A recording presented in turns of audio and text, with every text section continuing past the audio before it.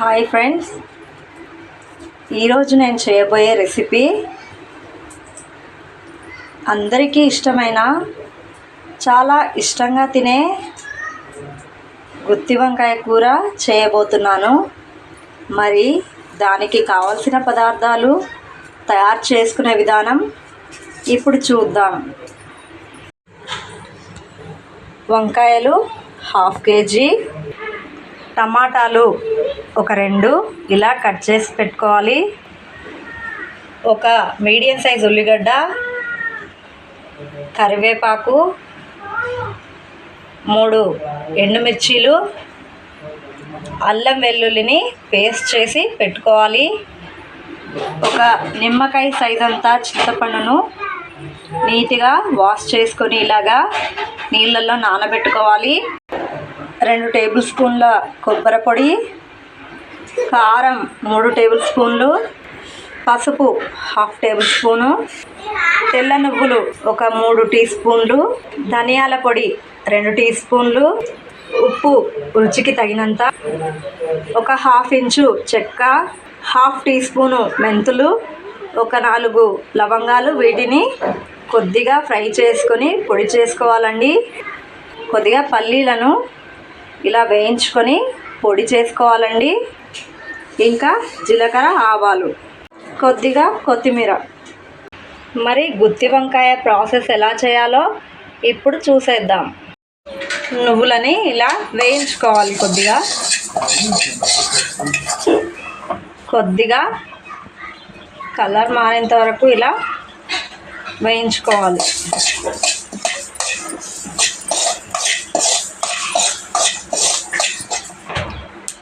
ఇలాగా కొద్దిగా కలర్ మారాలి.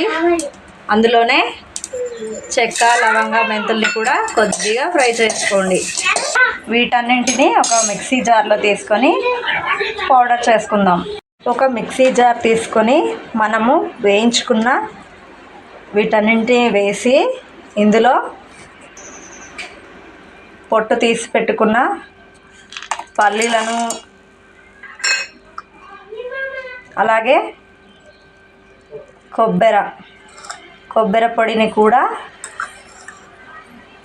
ఒక 3 టేబుల్ స్పూన్ల కొబ్బరి పొడి వేసుకొని దీన్ని ఫస్ట్ పౌడర్ చేసుకుందాం.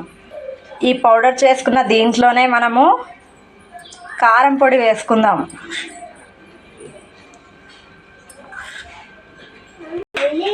2 టేబుల్ స్పూన్ల కారం, ధనియాల పొడి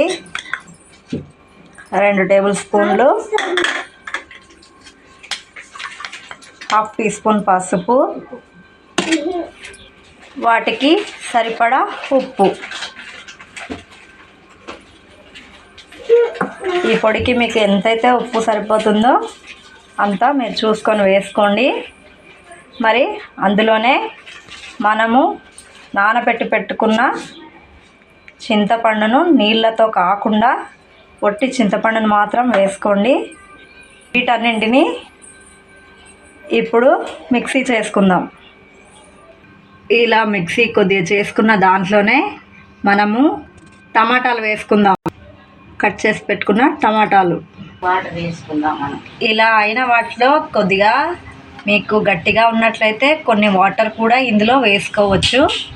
ఇలాగా కొద్దిగా వాటర్ వేసుకొని కొద్దిగా పేస్ట్ లాగా మిక్సీ చేసుకోవాలి. ఇలాగా పేస్ట్ లాగా తయారు చేసుకొని పక్కన ఉంచుకుందాం. చేసుకున్న ఈ పేస్ట్లోనే ఒక 2 టేబుల్ స్పూన్ల అల్లం వెల్లుల్లిని వేసుకుందాం. ఇలా పేస్ట్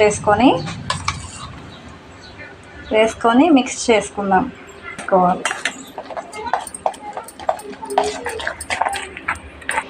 వంకాయలను ఇలా కడిగేసుకొని వీడియోలో చూపించిన విధంగా ఇలాగా 4 పార్ట్స్ లాగా ఇలా కట్ చేసుకొని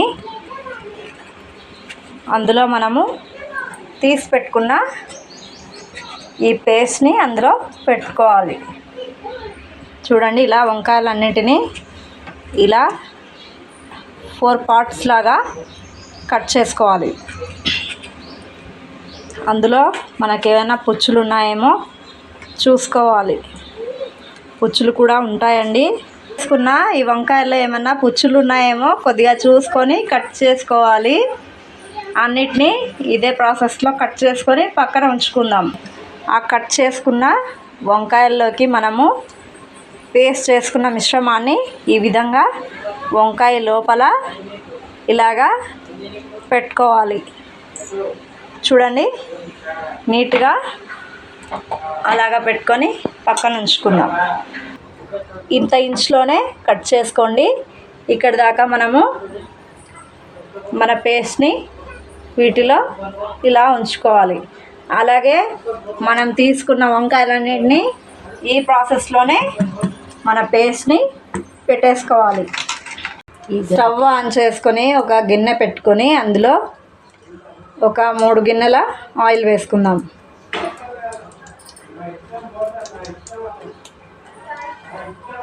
అలాగా కొద్దిగా మనకు ఈ గుత్తి వంకాయకి ఆయిల్ కాస్త ఎక్కువే పడుతుందండి. ఆయిల్ కొద్దిగా ఎక్కువ ఉంటేనే మనకి టేస్ట్ బాగా వస్తుంది. కొద్దిగా ఆయిల్ వేడెక్కాలి. ఆయిల్ వేడెక్కిందండి. ఇప్పుడు దీంట్లో మనము జీలకర్ర, ఆవాలు అవి కొద్దిగా చిటపటలాడాక మనము కట్ చేసి పెట్టుకున్న ఉల్లిపాయ ముక్కలు,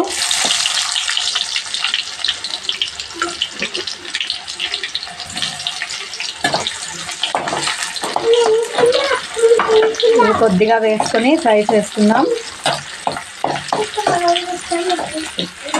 కొద్దిగా ఫ్రై అయ్యాక ఇందులో కరివేపాకు వేసుకుందాం.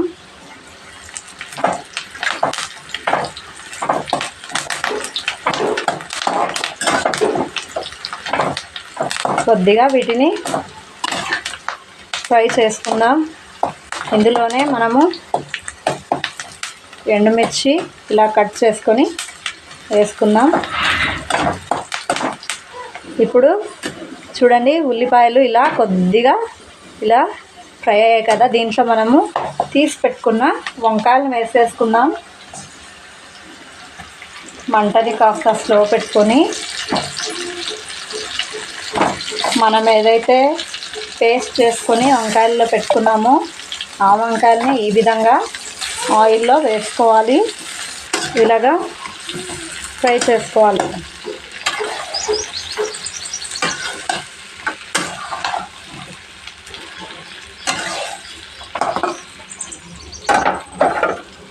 ఇలాగ కొద్దిగా వంకాయల్ని కొద్దిగా ఇలా ఆయిల్లో ఫ్రై చేసుకోవాలి. కొద్దిగా మూత పెట్టుకొని మగ్గించుకుందాం.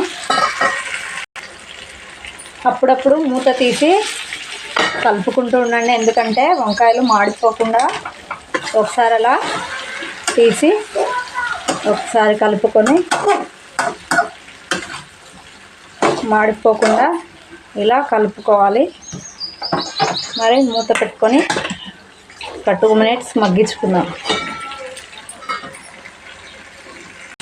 ఇప్పుడు దీంట్లో మనము తీసి పెట్టుకున్న పేస్ట్ని వేసుకుందాం. అలాగా మనం తీసి పెట్టుకున్న పేస్ట్ని ఇంట్లో వేసుకొని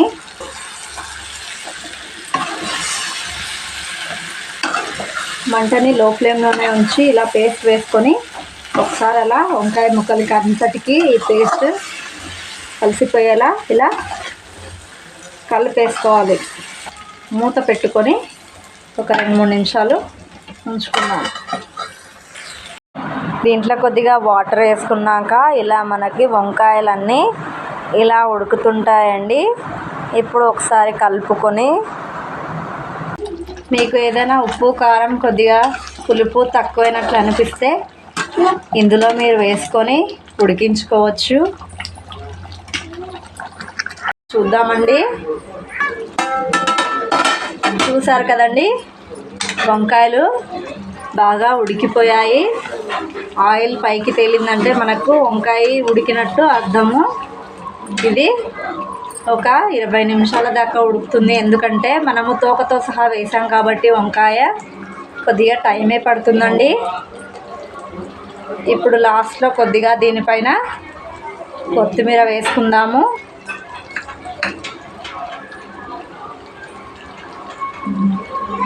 అంతేనండి, చాలా సింపుల్గా చాలా రుచిగా అందరికీ ఇష్టమైన గుత్తి వంకాయ కూర రెడీ అయిపోయింది. ఇంకా మంటని ఆఫ్ చేసుకోండి. చూసారు కదండి, అందరికీ ఇష్టమైన ఎంతో టేస్టీగా చాలా సూపర్గా ఉండే గుత్తి వంకాయ కర్రీ.